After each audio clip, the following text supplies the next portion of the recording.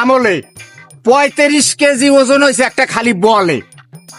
আমি আর মোদি ওই পাকিস্তান মনে করো বল খেলছি, তাই মনে করো এমন সুর দিছি এককাল উড়িয়া বেলাটার চৌটা আসমানে গেছে। এবড়া এ ফাও সাথে করে কোনো লাভ নাই, পারলে আইস মাডে মাডে হইবে খেলা।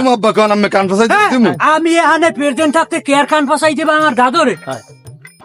তুমি নিজের কি মনে আরো? দাদু থামো। তোমরা এই যে দুই বাপ মেলা আছো, কোন দাসে মিছিল মারবা? মিছিল মারবো ইরান পাঠাইয়া। মুখটা তুই সব তোর লাগে কম রম্বা।